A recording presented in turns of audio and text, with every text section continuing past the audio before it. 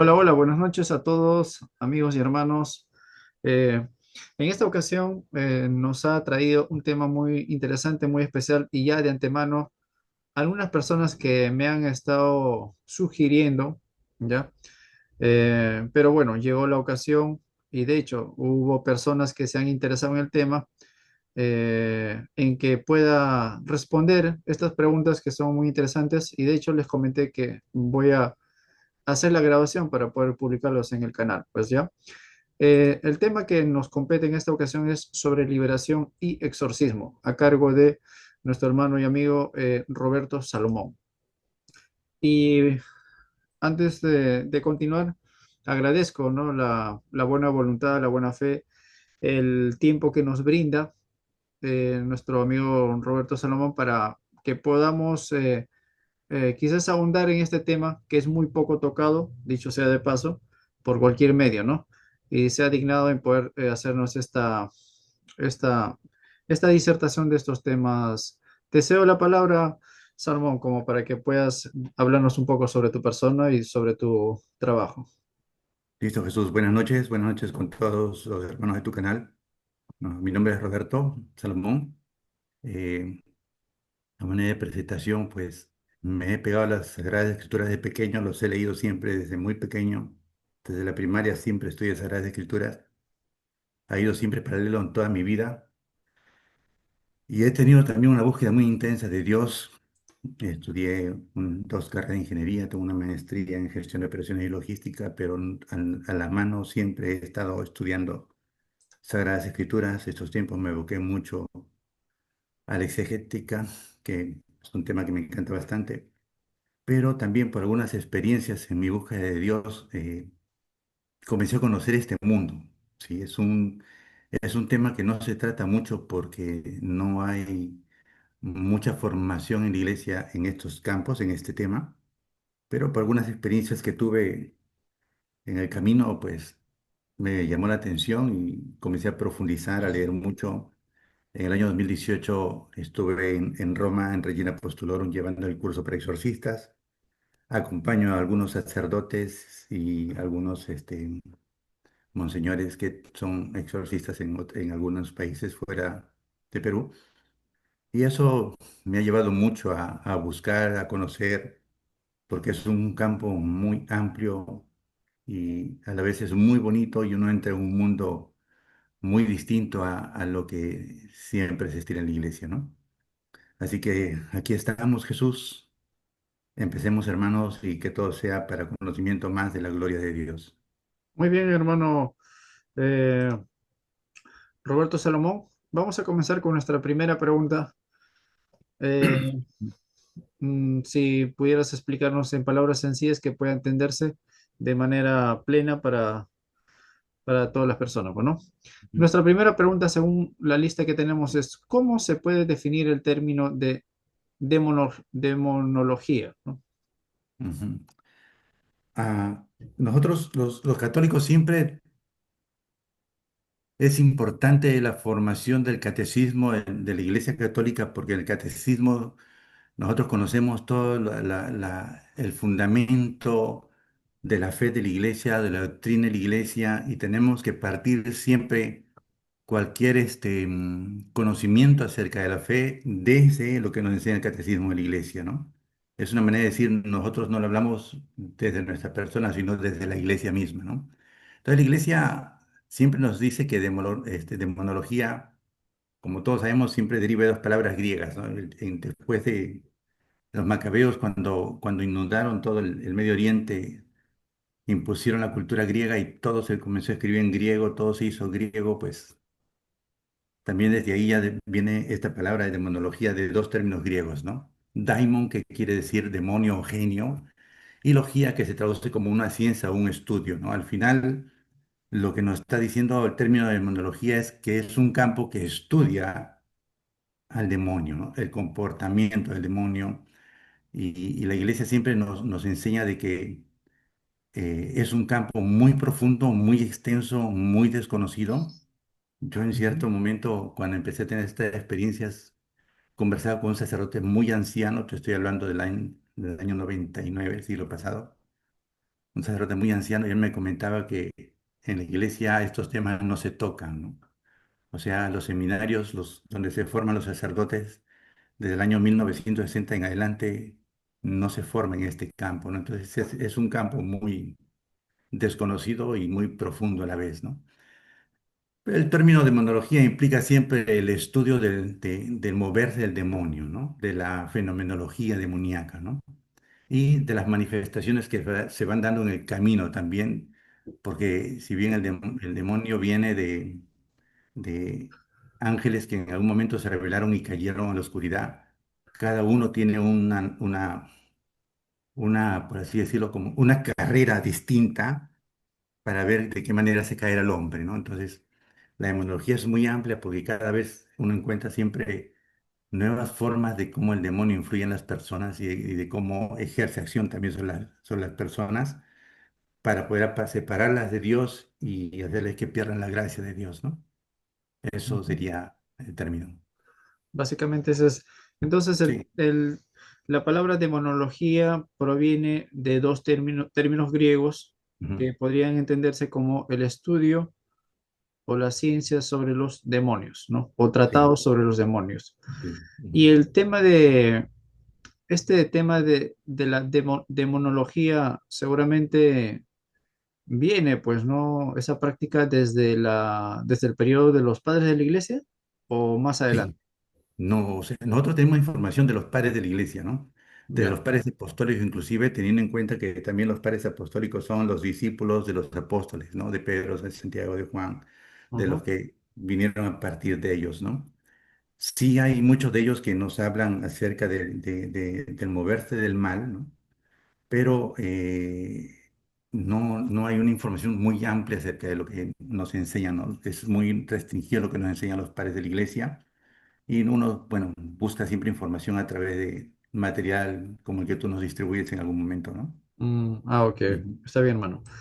Bien, entonces ya es algo que también eh, me cayó muy bien esa respuesta. Viene de la unión de dos palabras griegas que puede entenderse como estudio tratado sobre los demonios, ¿no? Ujú. Nuestra segunda pregunta dice, ¿a qué se refiere la palabra exorcismo? ¿No? Que incluso nosotros aquí en Sudamérica, imagino, ¿no? En todo el mundo, eh, se ha difundido este concepto, esta idea, esta práctica, Sí. que es algo muy propio, que lo ha utilizado la Iglesia Católica, ¿no? Incluso lo Ujú. tenemos bastante plasmado en una película que se llama Damián, pues, ¿no? ¿No? O La Ujú. Profecía, ¿no? Me Sí, parece el que exorcista. sí. Entonces me parece que la mayoría de las personas estamos asociados con ese término, pero básicamente no sabemos cuál es el, digamos, el fundamento, el mover de toda esa práctica, pues, ¿no? A ver si nos podías Sí. explicar sobre esta Ah, pregunta, ¿a qué el se catecismo. refiere con la palabra exorcismo, ¿no? El Catecismo de la Iglesia Católica en numeral 1673 nos dice que es la acción en donde la Iglesia pide públicamente y con la autoridad del nombre de Jesús que una persona u objeto sea protegido y liberado de la acción del maligno. ¿Sí? Entonces la palabra exorcismo es en sí la acción que se ejerce sobre una persona que necesita ser liberada de la acción del demonio, ¿no? En las muchas maneras en que el demonio ejerce siempre influencia o posesión sobre la persona. En sí, el exorcismo ya en iglesia lo conocemos cuando ya el demonio ha tomado control total de la mente de una persona. Total, ¿no? En la fenomenología demoníaca, el padre Fortea, me gustó, él es muy sencillo en cuanto a lo que nos explica, ¿no? Él nos habla, por ejemplo, de cuatro maneras en que el demonio puede moverse, ¿no? Después ya diversifica, pero son cuatro maneras que son sencillas e importantes para darnos cuenta cómo el demonio se mueve, ¿no? Él nos enseña de que en la fenomenología demoníaca, la primera acción del demonio, por ejemplo, es la tentación, ¿no? La teología nos enseña que el demonio influye sobre la mente de la persona con pensamientos ininteligibles. O sea, nosotros no sabemos cuándo un pensamiento que tenemos sea un pensamiento propio nuestro o sea un pensamiento que el demonio nos pone para caer, para pecar y para apartarnos de Dios, ¿no? Entonces es muy difícil darnos cuenta en qué momento pensamos para caer, para pecar, para apartarnos de Dios, viene de la naturaleza humana pecadora o de una acción de un demonio que quiere poner los pensamientos sobre tu mente para separarte de Dios a través del pecado, ¿no? Ese sería el primer paso de la fenomenología demoníaca, ¿no? El segundo ya se le llama la obsesión demoníaca, ¿no? O sea, el demonio está alrededor tuyo, te perturba, te molesta, hace notar ciertas cosas sobrenaturales, te quita la paz.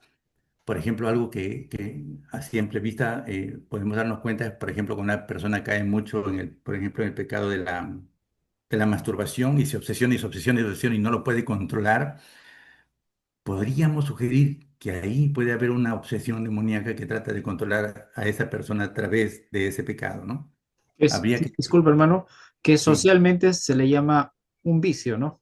sí, O una sí, adicción, ¿no? Pero sí. desde el punto de Ujú, vista de la demonología, se entiende como que es una fuerza ujú. demoníaca quien está operando en aquella persona, sin que se dé cuenta. Correcto. Aparentemente es su acción, su decisión propia, pero no lo Ajá, es, sino es pero una no lo es. fuerza que está Ujú, interviniendo ahí, ¿no? sí. Ya, continúe, hermano. Y también, por ejemplo, hay casos, y los he tenido muchos y que me han descuadrado bastante el raciocinio humano, esas enfermedades que produce el demonio, ¿no? Por ejemplo, cuando empecé este camino en el 99, tenía un pequeño, éramos un equipo de 4 jóvenes, ¿no?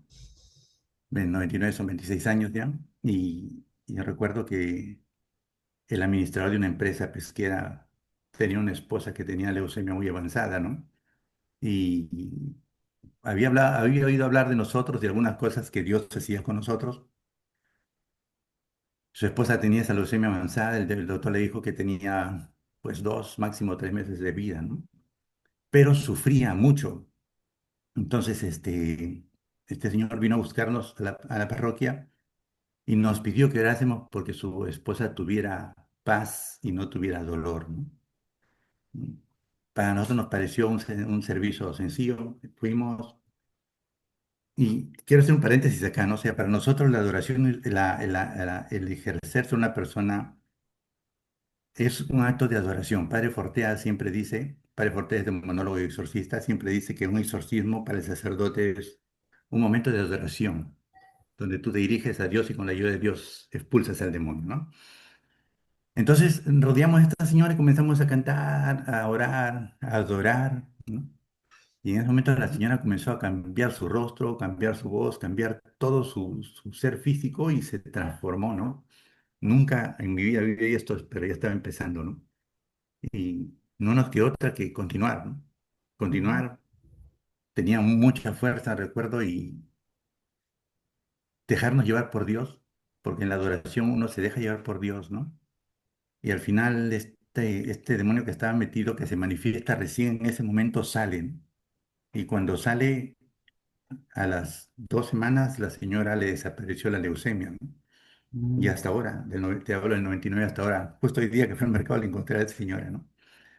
Entonces, ahí también nos damos cuenta cómo el accionar del demonio sobre ciertas personas les puede ocasionar cierto tipo de enfermedades, ¿no?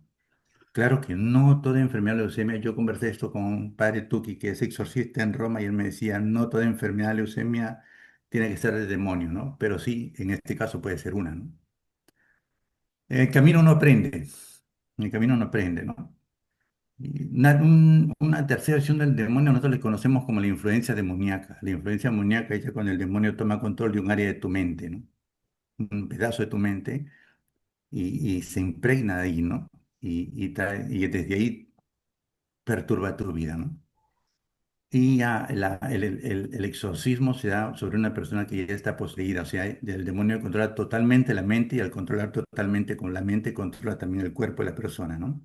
Que es lo que nosotros vemos, por ejemplo, en la película El Exorcista, ¿no? ujú, No es que posee el cuerpo, sino controla la mente y al controlar la mente controla todo, ¿no? Ujú, ujú. A ver, mi hermano Salomón. Bueno, de antemano sí, también para resaltar a tu persona y a las personas que nos van a oír, que van a ver esta entrevista, ya te había comentado sobre mi situación, ¿no? Sobre mi ujú, caso, que soy una persona a confesionar, ¿no? Sí, O sí, sea que sí. yo respeto totalmente cualquier profesión de fe, ¿no? Y justamente, ¿no? Podemos conversar y dialogar cualquier tema de manera abierta. Según lo que acabas de mencionar, yo intento entender, ¿no? Ujú. Y si me podrías, si no di en el clavo, me podrías, digamos, guiar un poquito más. El exorcismo es también entendido como un acto de adoración según la fe católica. El ejercicio, no, no, no. El ejercicio, por eso te decía, Ya. de acuerdo al padre Fortea, lo que está haciendo el sacerdote al ejercer es un acto de adoración. El ejercicio, El ejercicio del sacerdote ya, sobre, sobre el poseído, ¿sí? Se da mediante un acto de adoración. sobre el poseído. Ya, es como el sacerdote tiene el poseído delante y el Ajá, sacerdote no ejerce por ejercer, sino que el sacerdote se dirige a Dios en adoración y desde ajá. el dirigirse a Dios ejerce, ¿sí? Eso es, ¿no? Ah, ok, ok. Entonces, Mm. el, el, el ejercicio del sacerdote sobre un poseído o sobre el poseído, ¿no? Eh, Ujú. es entendido como un acto de adoración. Sí, Padre Fortea en sus libros Exorcística y Suma Demoníaca lo explica de esa manera, ¿no? Pero también otros sacerdotes ejercen de una manera muy normal, porque el sacerdote que es exorcista es delegado por su obispo y se le Ujú. entrega a él el ritual romano de exorcismo, ¿no? Entonces, el ritual romano contiene varios tipos de oraciones para ejercer, ¿no? He visto, por ejemplo, sacerdotes que cuando van a ejercer entran en un acto muy íntimo de oración con Dios y desde ahí comienza el ejercicio, pero también conozco sacerdotes que simplemente toman el ritual y comienzan a orar y a orar y a orar, ¿no? Porque al final todo acto de oración hacia Dios perturba al demonio, ¿no? O sea, siempre hay un efecto hasta el demonio. Adores o no Siempre hay un adores, efecto. hay un efecto ahí porque hay un momento de oración, ¿no? Ah, Padre ok. Forte explica que lo más, o sea, lo mejor que se puede hacer en ese momento del ejercicio es un acto de adoración por parte del sacerdote para que el ejercicio de lo exorcistado se dé de manera más efectiva. Pero no todos lo Exactamente. hacen, ¿no? O sea, no es una condición necesaria el tener que hacerlo, ¿no? Pero debe No. ser con devoción, ¿no? Sí, claro, sí. Ajá, Ujú. ok, ok. Ajá. Tenemos Bien, que hermano. recordar que o sea, el demonio existe desde antes de que se creara el cielo y la tierra, ¿no? Entonces ellos tienen una inteligencia eterna. Y al tener una inteligencia eterna, pues su inteligencia es muy superior a la nuestra, ¿no? O sea, si vamos a comparar nuestra inteligencia con la inteligencia del demonio, no vamos a poder hacer nada. Es muy inteligente, muy astuto. Entonces, con la ayuda de Dios es donde se hace todo, ¿no? O sea Ujú. que ellos pueden controlarnos sin que nosotros nos demos cuenta Al poseído, al poseído. claro. Ok, Ujú. ok. Muy bien, hermano Salomón. Nuestra tercera pregunta dice, ¿existe una base bíblica para practicar el exorcismo? Bases bíblicas. En ¿O el Antiguo alguna una Testamento, referencia, un texto en la cual claro. se apoyan, digamos, en el Antiguo Testamento o Nuevo Testamento, tal vez Ah, libros apócrifos, no sé? en ¿Existe alguna claro, base? en el Antiguo Testamento podemos vernos, por ejemplo, el moverse del demonio desde la tentación, ¿no? Cuando vemos la serpiente, Nahash, ¿no? Ah, hay dos momentos en el Antiguo Testamento donde podemos ver cierto accionar del demonio, ¿no? El primero es Saúl, cuando la Escritura dice de que Dios envía un espíritu malo para que Saúl sea perturbado, ¿no? Y David con su música hace que ese espíritu inmundo suelte, por así decir, a Saúl, ¿no? Y pueda tener paz. Entonces, cuando Saúl era perturbado o poseído por este espíritu inmundo, llamaban a David que con su arpa tocaba, cantaba los salmos y adoraba ahí, y el demonio se iba, ¿no? Y lo soltaba. Pero en ningún momento la Escritura dice que Saúl fue libre, ¿no? El segundo momento del Antiguo Testamento está en el libro de Tobías, ¿no? Cuando vemos que Tobit es acompañado por el hermano Azarías, pero Azarías al final era el arcángel Rafael, ¿no? Ujú. Y le ayuda a exorcizar a Sara, la novia, ¿no? En el Nuevo Testamento ya es más, más visible, por así decirlo, el moverse del mal, ya.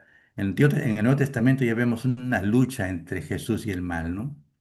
Empezamos viendo cuando Jesús es tentado en el desierto, vemos que el demonio se presenta como una persona para tentarlo y hacerlo caer, ¿no? Para que manifieste su mesianismo, ¿no? Lo vemos ahí, Ujú, cuando él está en el desierto tentado por el demonio 40 días, 40 noches, ¿no? Jesús hablaba mucho del demonio, pero no lo ponía como el centro de su predicación. El centro de la predicación siempre era el reino de Dios, ¿no? Entonces, lo vemos en la tentación del desierto, lo hemos visto, luego vemos también cuando Jesús nos enseña el Padre Nuestro, al final dice ser, libéranos a malo, ¿no? O sea, libéranos del malo, no del mal, ¿no? O o sea, del haciendo maligno, ¿no? fin, libéranos a malo, del maligno y de todo mal, ¿no? Entonces, y ahí también vemos que ya se está hablando de un ser vivo, ¿no? En las parábolas Jesús se atribuye mucho el moverse del demonio para que el trigo no crezca, ¿no? Habla del enemigo, ¿no? Del enemigo de Dios, ¿no? Ya luego más adelante en el ministerio de Jesús ya también lo vemos cuando, por ejemplo, cuando le concede a Pedro el ser la cabeza de la iglesia y le dice, Pedro, mira que Satanás me ha pedido, ¿no? Para cribarte a ti, ¿no? Pero tú sostén a tus hermanos, ¿no? Entonces, de luego le dice, las puertas del infierno no van a prevalecer sobre la iglesia, ¿no? Entonces Ujú, Jesús mismo le está diciendo a Pedro que él va a ser cribado por Satanás, pero tiene que mantenerse de pie porque él tiene que alentar a los hermanos, ¿no? A los apóstoles, ¿no? Para continuar el ujú, ministerio, ¿no? Entonces ya vamos viendo cómo poco a poco en el Nuevo Testamento la figura del mal se hace más sensible, más visible, ¿no? Porque Jesús lo va predicando, ¿no? Lo vemos, por ejemplo, en la sinagoga. Él está en la sinagoga y viene un hombre endemoniado y le dice, ¿qué quieres tú aquí, no? Hijo del Dios Altísimo, no. ¿no? Y Jesús le dice, sal fuera y lo expulsa, ¿no? Claro, claro. Sí, sí, Lo verá. evidentemente es cierto, esa cita que Sí, mencionas.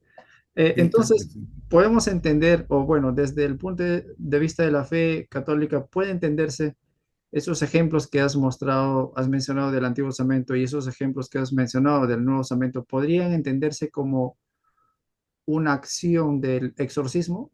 ¿Podría entenderse? No. Lo que hace Jesús al expulsar de las personas, sí, es un acto de exorcismo, ¿sí? Ah, o Porque sea, el vemos exorcismo gente, tiene que ver con el tema de la liberación de sí, un, de de un, expulsar de una persona poseída el ah, demonio, ¿no? Sí. ok. Cuando hablamos, por ejemplo, de influencia demoníaca, no hablamos de exorcismo. O sea, la iglesia nos enseña que hasta liberación el laico puede ejercer, ¿no? Ujú, Exorcismo es propio del sacerdote, que tiene la autoridad del obispo, ¿no? El visto bueno del obispo para poder ejercer. Por excelencia debe ser el obispo el exorcista de cada diócesis, ¿no? Pero a veces delega a un sacerdote, ¿no? La iglesia nos enseña siempre que este sacerdote tiene que ser un hombre íntegro, ¿no? Una persona cabal, de preferencia ya una persona que no sea tan joven, que no se deje tentar, porque una persona joven siempre tiene el problema de la sexualidad, de todas esas cosas, ¿no? ujú. Entonces, tiene que ser una persona más adulta, más centrada, ¿no? Más Lo maduro, ¿no? vamos a ir viendo más adelante, sí. Ujú. Pero también es muy visible, por ejemplo, lo que nos enseña Pablo en Efesios. A mí me gusta mucho Pablo en Efesios porque en Efesios él ya nos habla de una lucha continua y diaria, ¿no? No tenemos lucha contra carne ni contra sangre, ¿no? Sino contra huestes espirituales, ¿no? Dice Pablo, ¿no? Y Exacto. Pablo habla de tronos, dominaciones, potestades, ¿no? O sea, están jerarquizados también para hacer lo que tienen que hacer, ¿no? O sea, están organizados y jerarquizados. Y vemos, por ejemplo, en el libro de Daniel, el príncipe de Persia, ¿no? Entonces y Pablo dice que también son espíritus del aire, o sea, que están en todo sitio, ¿no? Y que nuestra lucha es diaria, no es como que de vez en cuando, ¿no? Y cuando, por ejemplo, hacemos el análisis egético de la armadura de Dios y nos habla de la espada, por ejemplo, nos está hablando no de una espada normal romana, sino de una daga pequeña, dando a entender de que el demonio está siempre cerca de nosotros, alrededor de nosotros, ¿no? Y cuando está cerca de nosotros no podemos usar la espada porque es grande, tenemos que usar la pequeña, ¿no? Haciendo alusión de que siempre está alrededor nuestro. Ah, Entonces, eso nos enseña Pablo, ¿no? Y en 2 Corintios 10:4 ya nos dice de que el campo de batalla es la mente, ¿no?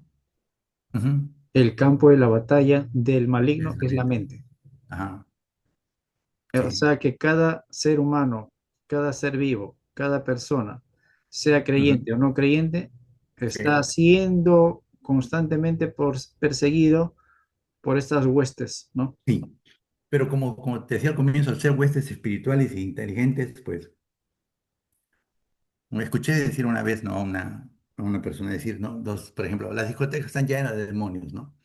Pero me llamó la atención cuando el sacerdote decía, no, el demonio nunca está ahí, ¿no? Ajá, claro, claro. A ver, O ¿cuál sería la sea, razón? porque ya es gente que está separada de la gracia de Dios, ¿no? O Ujú, sea, es como cuando tú estás en una batalla y tú tienes gente, el enemigo que está caído, tú no vas a seguir estando al lado de un enemigo que ya cayó, ¿no? Tienes que preocuparte por el enemigo que no ha caído y que todavía te hace batalla, ¿no? Entonces, generalmente, o sea, la acción más fuerte del demonio son sobre aquellos que ingresan por así es, nosotros le llamamos la esfera de Dios, ¿no? La iglesia, quieren empezar a caminar en las cosas de Dios, quieren conocer al Señor, quieren tener una vida de gracia, es allí donde con más fuerza entra, ¿no? ah, A ok, tallar, ok. a hacer la batalla, ¿no? Entonces, a una persona que no está dentro de la esfera o que no está ingresando a la esfera de la fe, Claro, o sea, que no le interesa a Dios, de ya Dios, no se preocupan ya, o sea, son gente, o ya está sea, hermanos controlado, ya está bajo que control. no están en Dios, por lo tanto no hay que preocuparse, ¿no? Ujú. Como Sí. quien dice, ya el demonio lo tiene fríamente calculado, ¿no? La idea, o sea, él nos enseñan dos cosas que hace Job nos enseña que el demonio hace dos cosas. Ah, Job también, ¿no? Job nos enseña que el demonio busca dos cosas, ¿no? Primero te separa de Dios, ¿no? Lo ves cuando, por ejemplo, viene el demonio, conversa con Dios, ¿no? Viene Satán, conversa con Dios y Dios le dice, Dios conoce la intención de Job y le dice, oye, mira, has visto a mi siervo Job, ¿no? Que él es fiel, ¿no? Y Satán le dice, sí, pues claro, es fiel porque tú le has dado todo, no le falta nada, ¿no? Él le va Ujú. muy bien todo, ¿no? Pero quítale lo que tiene, ¿no?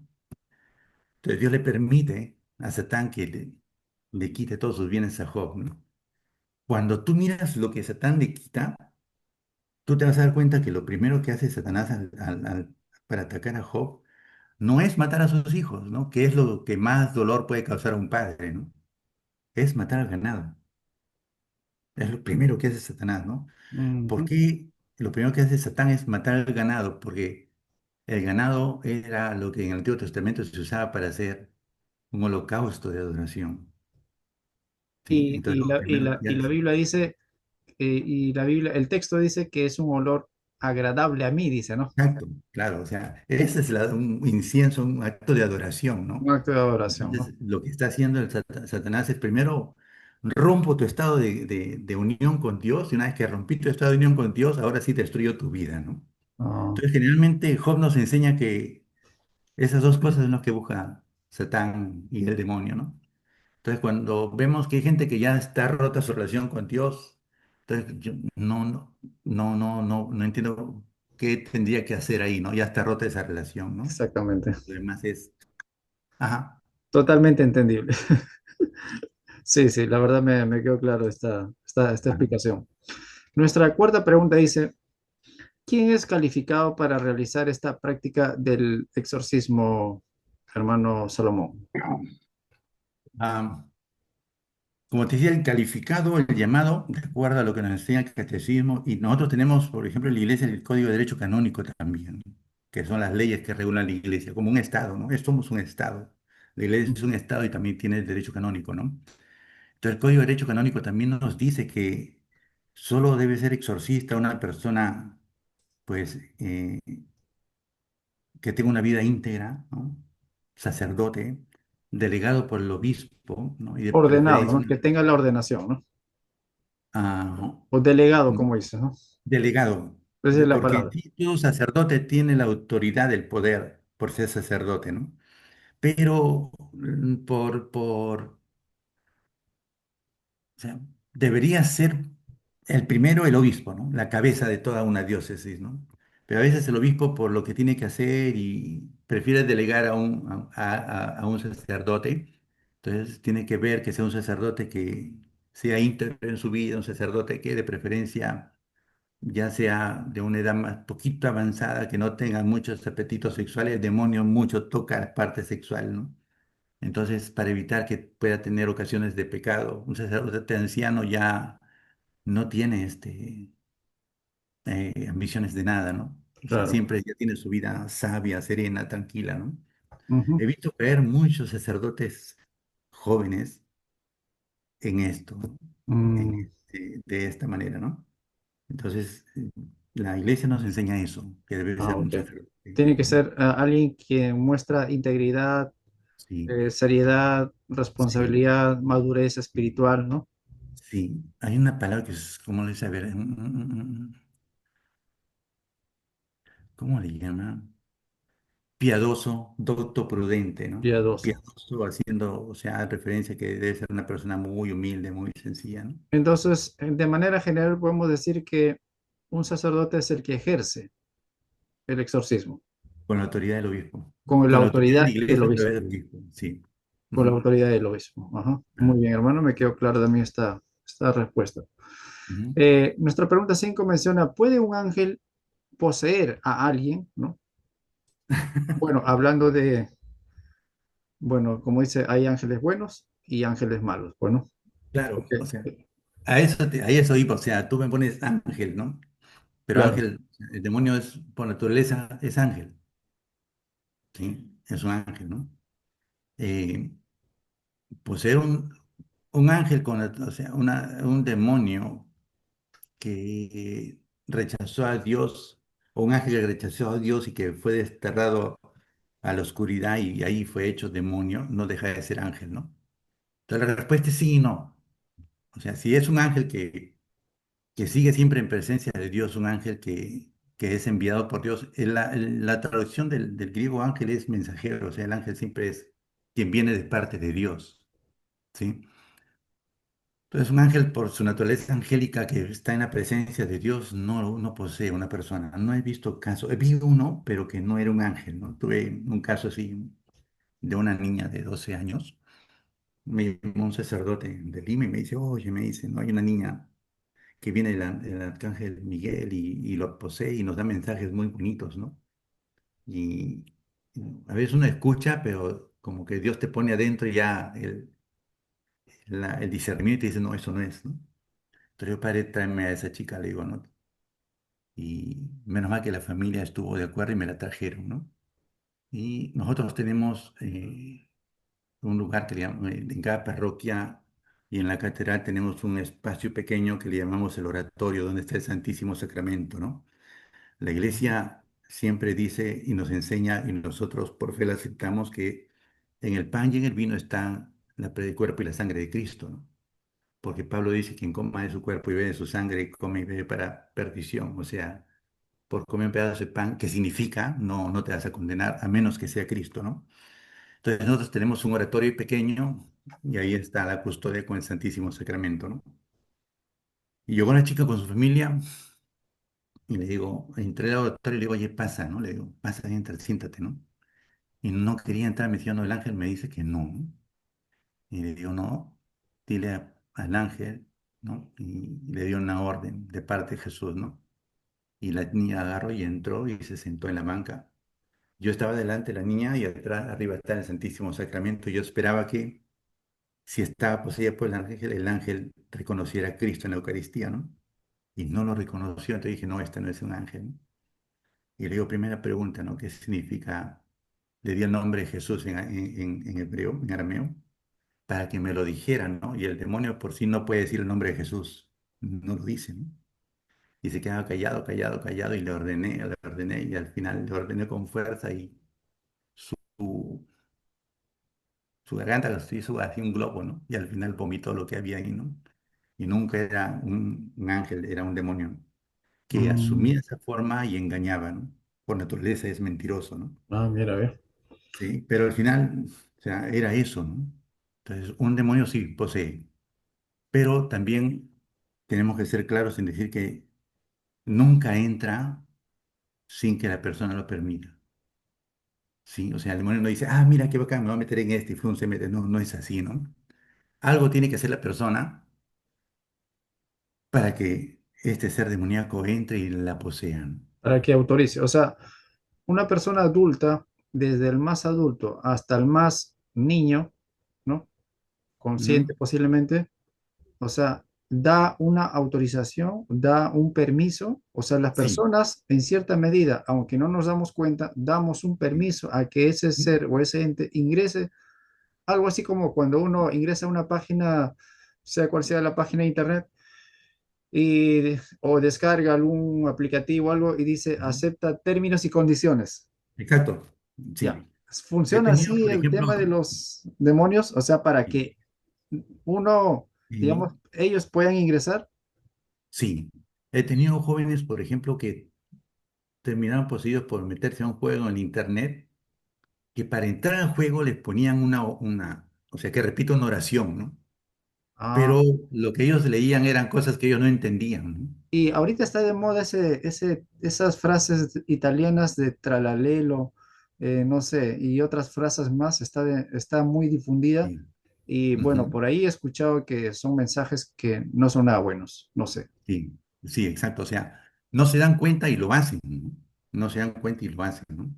Por ejemplo, en chicas evangélicas he tenido experiencias con chicas poseídas evangélicas que el común denominador que he visto en ellas, y no lo he visto en la iglesia católica, es que eh, sueñan, y sueñan, por ejemplo, ¿no? Con una persona que es su ideal de hombre o de varón, ¿no?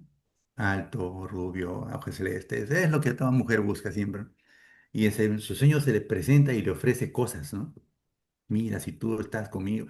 Por ejemplo, tuve una chica evangélica que soñó que estaba en el cementerio y en el cementerio vio sobre la tumba a un viejito llorando y se acerca y le dice, ¿por qué lloras? ¿No? Y el viejito le dice, es que nadie viene a verme. Y le dice, pero ¿por qué nadie viene a verte? ¿No? Y le dice, no, se han olvidado de mí porque yo no les dejé dinero. Pero mira, yo tengo acá un lugar donde he guardado un tesoro, ¿no? Si tú aceptas, ¿no? Estar conmigo, yo te voy a dar, ¿no? Y le dice, sí, acepto, acepto, y frun, se meten. Cambia su forma como es y frun, se meten, ¿no? Eso lo he visto 2 o 3 veces en chicas evangélicas, no católicas, ¿no? Ujú. Sí, y después gente que va a leerse las cartas, gente que va al brujo, gente que hace espiritismo, ¿no?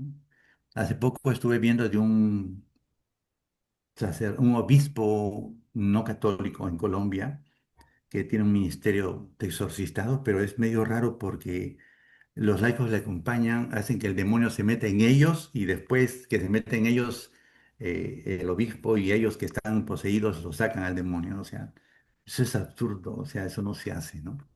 Una regla única es que nunca jamás alguien que ejerce puede decir al demonio entra en mí, ¿no? Eso no se hace, no sale. Ya le diste entrada, o sea, y lo peor es que no sabes si sale o no, ¿no?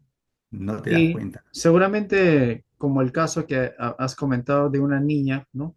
Que aparentemente tenía, digamos, presencia de un ángel, no era, o sea, los niños y las niñas también están expuestos a que ellas o ellos, aquellos niños, autoricen que esos seres ingresen en sus cuerpos.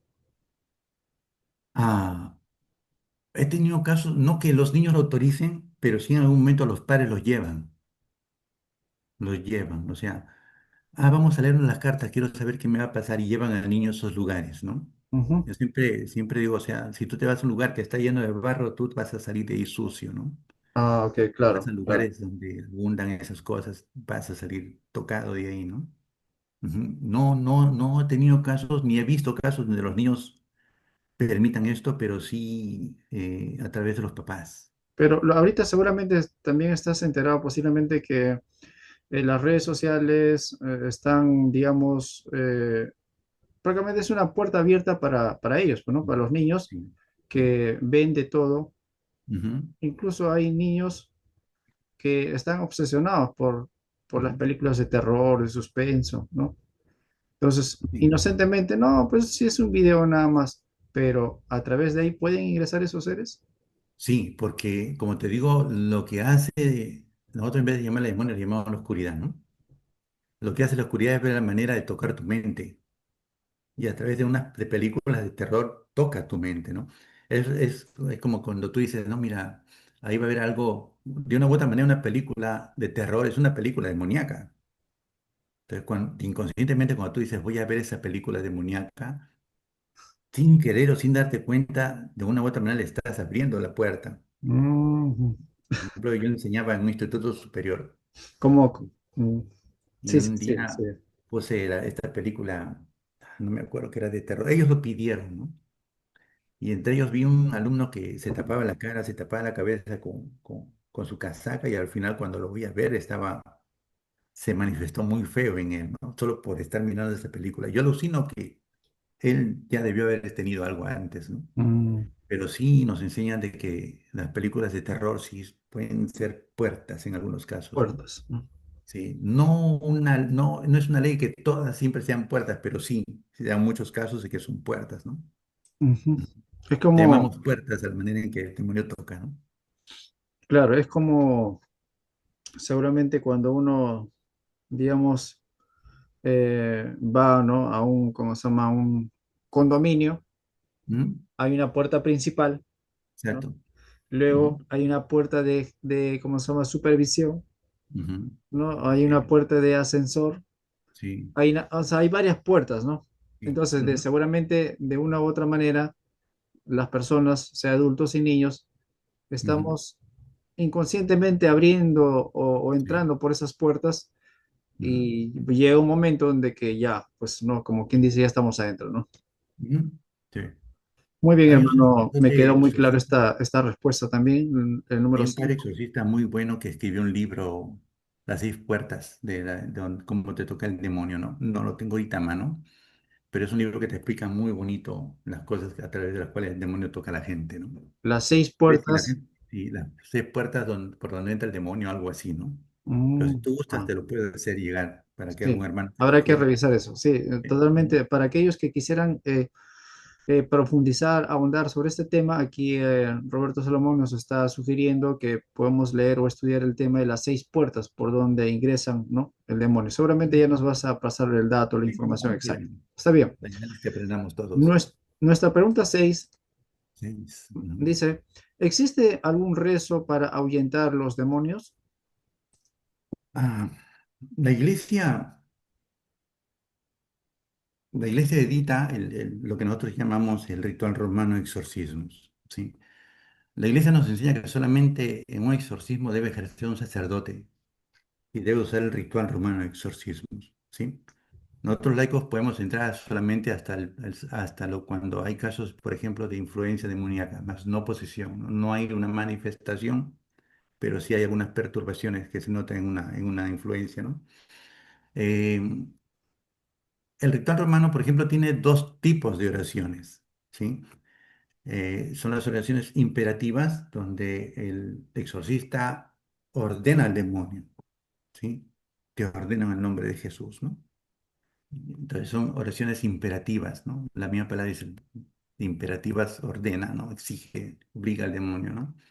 Pero el segundo tipo de oraciones se le llaman deprecativas, o sea, en un momento la iglesia dice que los laicos lo usen, pero yo lo he leído y me parece muy interesante que lo use el laico porque en una oración deprecativa tú no te diriges al demonio, tú te diriges a Dios, ¿no?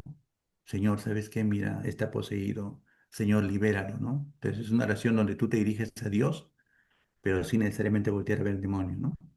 Entonces, siempre, desde mi experiencia, recomiendo a mis hermanos laicos el uso de las oraciones deprecativas, más no las imperativas, ¿no? Aunque estos tiempos han surgido muchísimos tipos de oraciones. Lo que te digo, este padre que escribió este libro muy bueno, también tiene oraciones de liberación de acuerdo a cada una de las puertas, ¿no?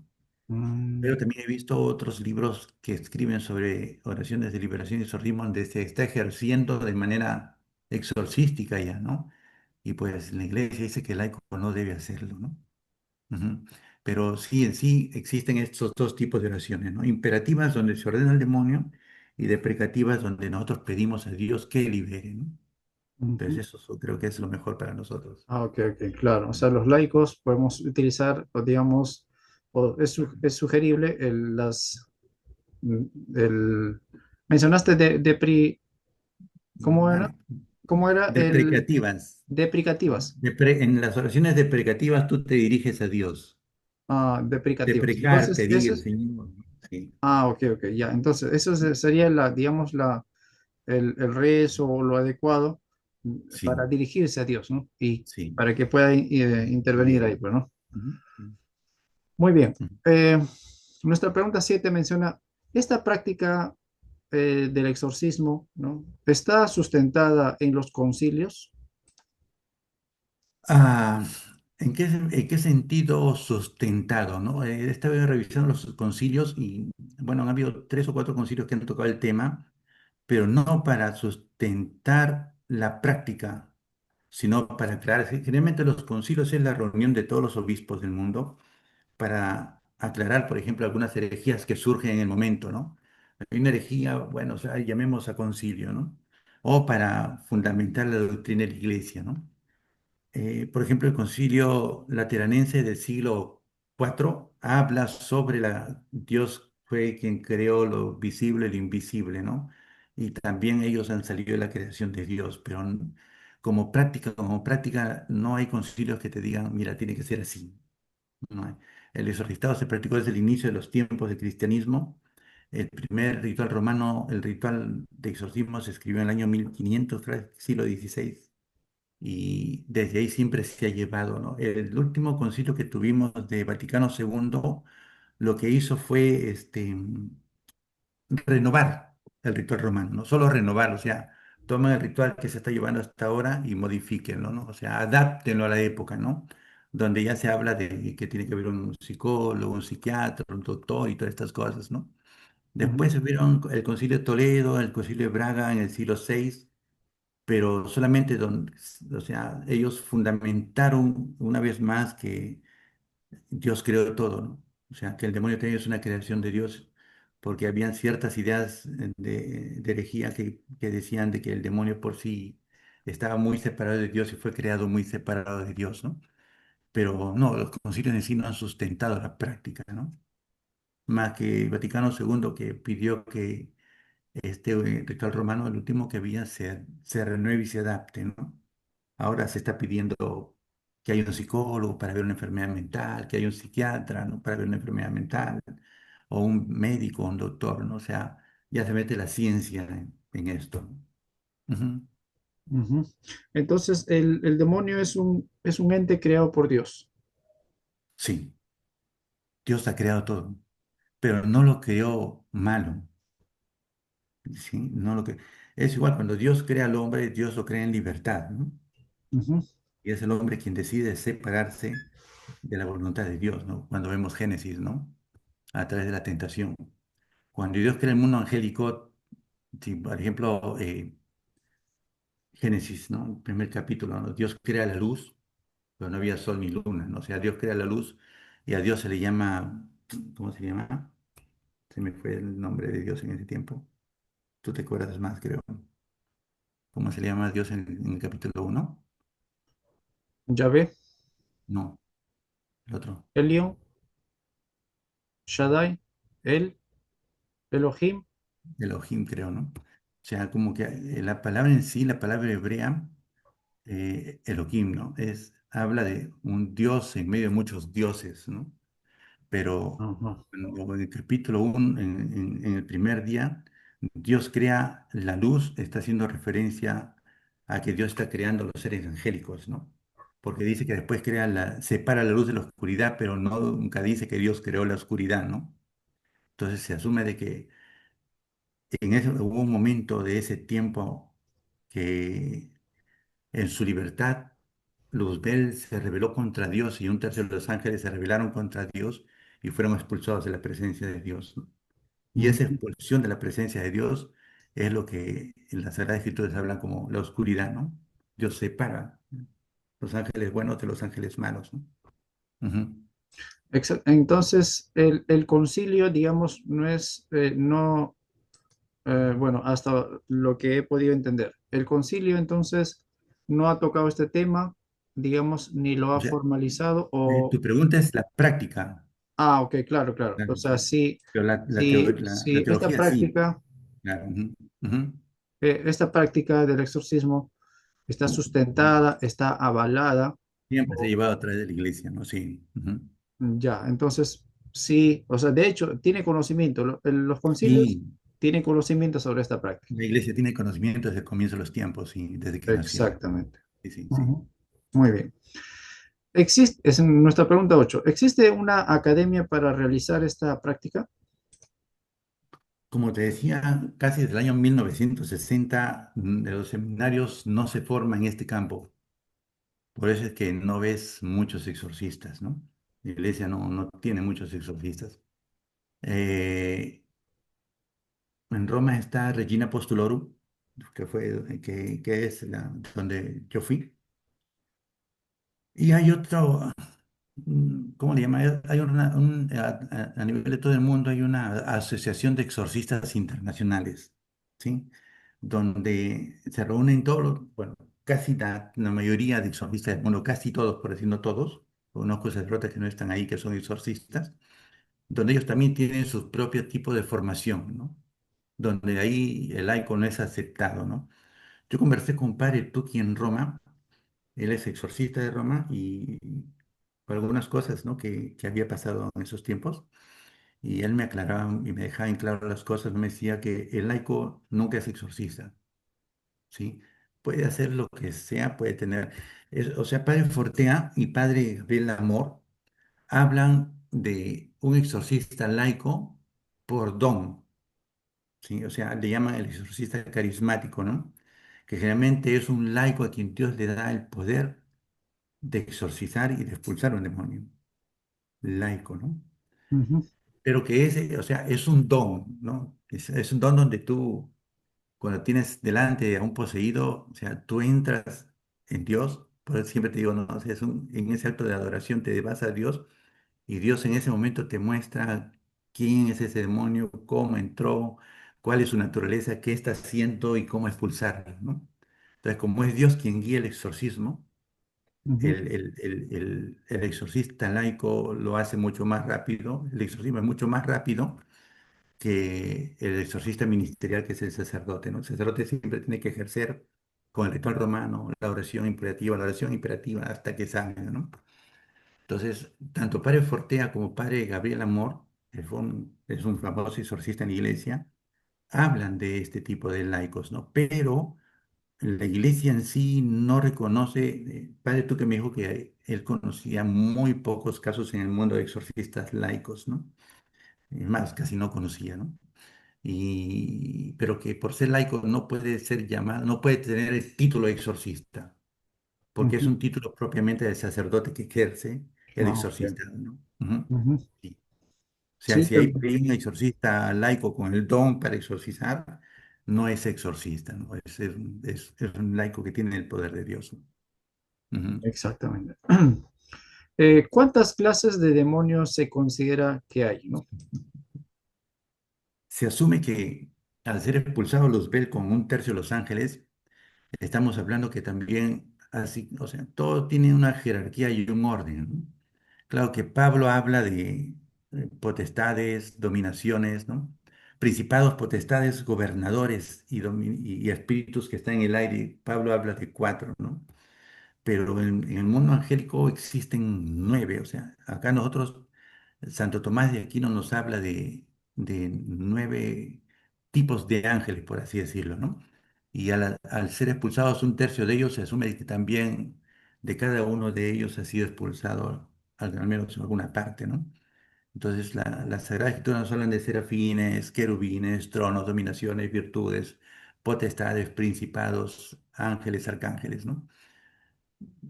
Pablo nos enseña solamente que de estas cuatro que nos habla Pablo, ¿no? Pablo nos habla de principados, potestades, gobernadores y espíritus de maldad que están en el aire, ¿no? Ujú. Ok, Ujú. ok. Entonces, de hecho, entonces, recuerdo una de las palabras que se toca en los evangelios, legiones, ¿no? Legiones. Sí, sí, sí, sí. Y cada legión seguramente debe tener un jefe demoníaco, o cada Claro, legión, entonces claro. son muchos entonces. Sí, o sea, Para cada defecto, para cada cosa humana, para sí, cada acción negativa del hombre, entonces se puede decir que es una función demoníaca, ¿no? sí, cada uno, o sea, está Eh, jerarquizado, ¿no? He tenido varios casos donde he visto esto, inclusive tuve uno que fue muy interesante porque bueno, ya hay que decirlo. El demonio que manejaba todo esto siempre se atrevía a retar a Dios, ¿no? Mm, Y siempre que íbamos contra el poseído, siempre había un demonio distinto, distinto, ¿no? Y se expulsaba ese y aparecía otro, y se expulsaba ese y aparecía otro, y se expulsaba ese y aparecía otro. Y al final, cuando uno entra a Dios, Dios te muestra que quien estaba ahí era un ser demoníaco con trono, con báculo de mando y todo un ejército detrás, ¿no? O sea, cada vez que uno sacaba ese demonio, plum, sonaba su báculo y entraba otro y seguía, ¿no? Hasta que al final sale toda su legión y él aparece, ¿no? mm, Fue algo muy bonito, pero sí, eso nos enseña que están ordenados, ¿no? mm, O sea, por eso Daniel habla de el príncipe de Persia, o sea, es un demonio que controla todo un área de Persia, ¿no? Potestades que controlan otra área más pequeña, como por decirlo en nuestro caso, por ejemplo, una región, ¿no? Gobernadores, una municipalidad, por así decirlo, ¿no? Y espíritus ya son los que están sueltos en todo el mundo, ¿no? O sea, que incluso los demonios o estos seres son muy disciplinados, En cuanto a su tienen jerarquía, sí. ordenación según su jerarquía, están bien organizados Sí. entonces. Sí, inclusive en algunos casos, por ejemplo, se aparecía uno que decía, él no me deja salir, ¿no? O sea, Ah, yo quiero irme, pero él no me deja salir, ¿no? Y él era quien tenía más poder por sobre ellos, ¿no? mm. Ujú. Sí, Qué interesante, hermano, qué interesante. acá pues más bonito. Nuestra pregunta 10, bueno, gracias a Dios ya estamos tratando de avanzar, ¿no? Nuestra pregunta 10, ¿la demonología y el exorcismo tiene que ver algo con el esoterismo? ¿Tiene alguna relación? ¿Tiene alguna conexión? A ver, mirándolo bien ahorita, desde que estoy viendo tu pregunta de nuevo, yo pensaba contestarte que no, que son tres cosas separadas, ¿no? Pero ahora mirándolo bonito. O sea, si yo tuviera que unirlos, ¿no? Si tuviera que encontrar una relación entre los tres, es que la demonología estudia al demonio, su comportamiento, lo que hace, su naturaleza, o sea, en cuanto a lo que hace, la manera en que influencia sobre el ser humano, ¿no? El exorcismo ya es en sí el acto de expulsar a quien se está estudiando, ¿no? Pero el esoterismo desde este campo es el rescatable, ¿no? Muchos de los poseídos son gente que está muy metido en el campo del esoterismo, ¿sí? Brujería, nueva era, ¿no? Es un campo donde el demonio se mueve muchísimo, el esoterismo, ¿no? El esoterismo abarca una amplia gama de cosas ocultas y misteriosas que uno no puede darse cuenta si ahí se mueve o no se mueve el maligno, ¿no? A menos que ya cuando el demonio entre y toma control recién, uno se da cuenta que a través de las cosas esotéricas es donde el demonio se mueve, ¿no? Entonces si me dirías a mí de manera personal, ¿no? Te respondo de manera personal, es el demonio que estudiamos, el exorcismo es la acción de expulsar y el esoterismo es el lugar donde el demonio más se mueve para controlar mentes humanas, ¿no? Es cierto, por ejemplo, Nueva Era dice, hace muchas cosas a través de las cuales el demonio se mueve. ¿Sí? Y eso también es parte del esoterismo, ¿no? Los brujos, la lectura de cartas también es parte del esoterismo, el horóscopo es parte del esoterismo también, ¿no? Entonces, aquello que es oculto hay que tener mucho cuidado donde entramos, ¿no? Ujú, Eh, yo te diría eso, ujú. desde mi perspectiva, ¿sí? Desde mi perspectiva. Ujú. Es parte de ello, ¿no? Tiene cierta relación, bueno. Es como el caldo de cultivo de la oscuridad, ¿no? Ujú.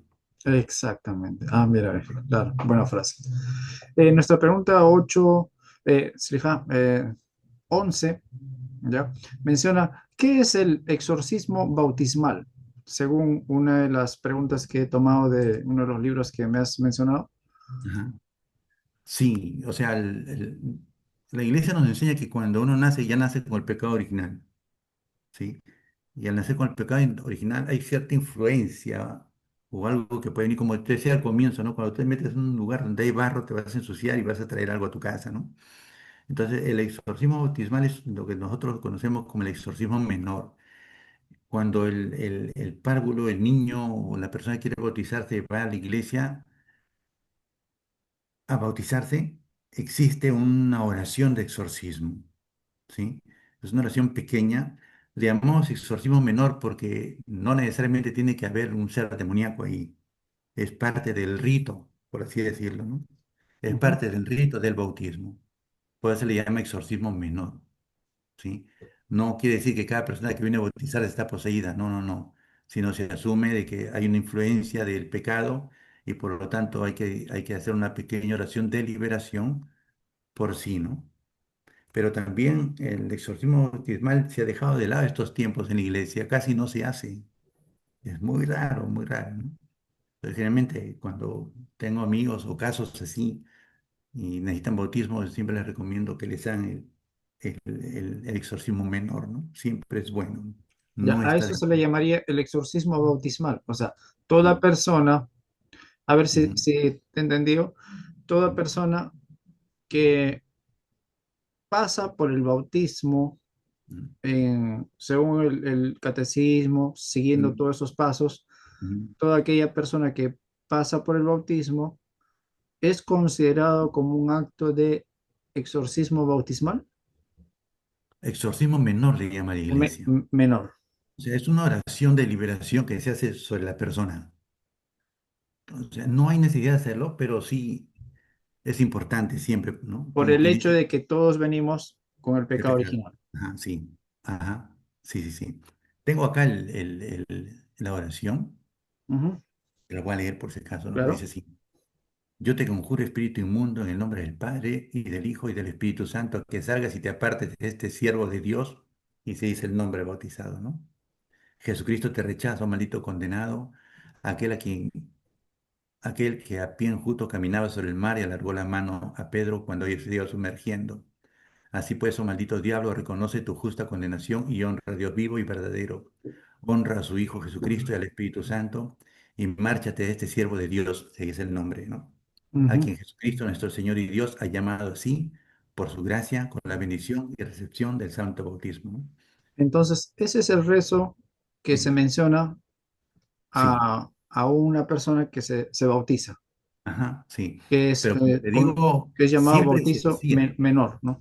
y siempre se hacía, ¿no? Tengo Ya. entendido que estos tiempos ya se ha dejado de lado, ¿no? No sé si de manera general, porque no me he puesto a preguntar si todos lo han dejado de lado, pero sí hubo un tiempo que esto era parte del bautismo, ¿no? Ahora no generalmente es parte del bautismo, no es algo que se haga siempre, como que se está Ujú. dejando de lado esto, ¿no?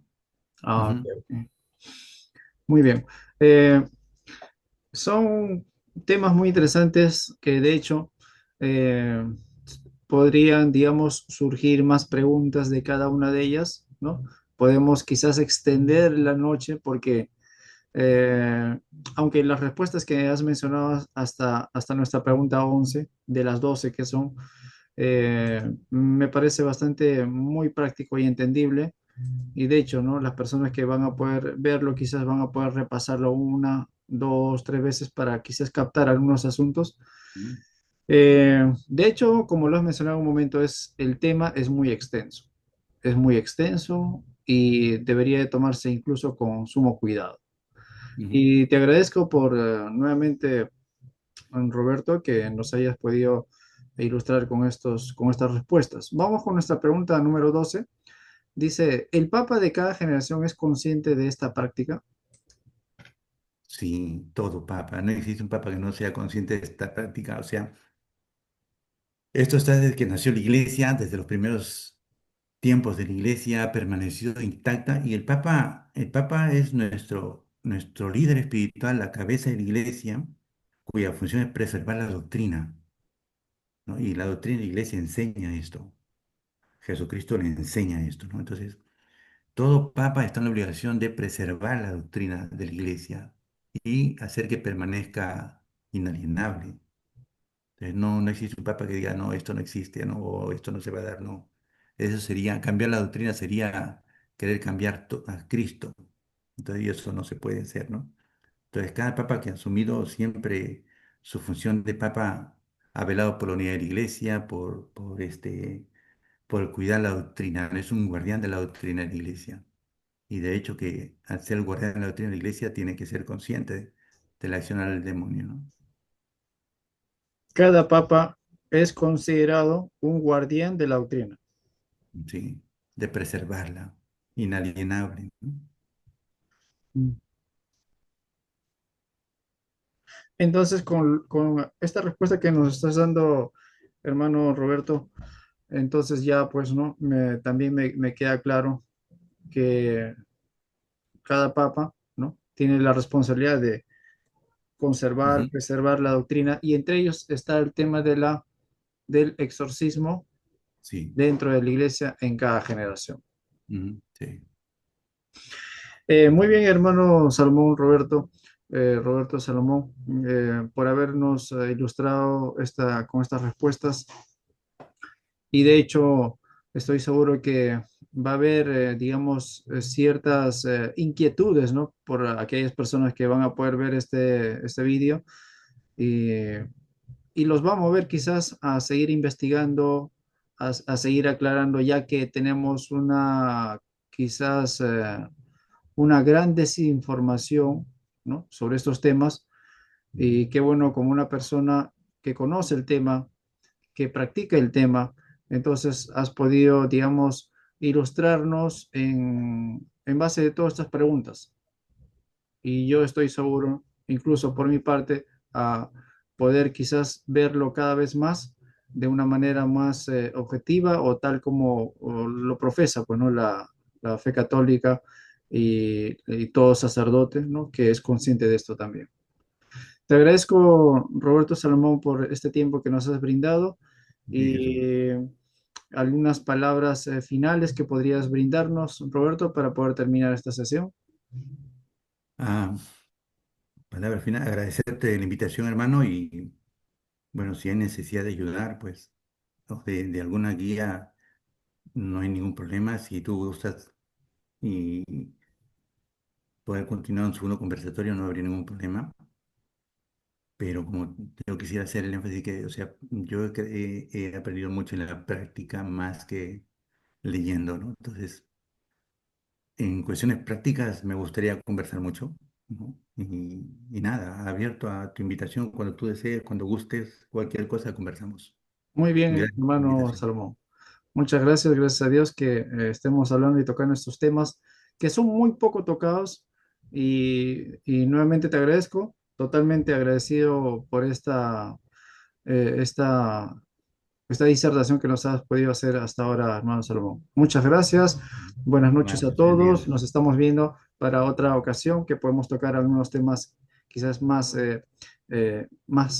concretos. Listo, Buenas noches, gracias. gracias, Que nos te vemos vaya bien, Dios te bendiga. igualmente.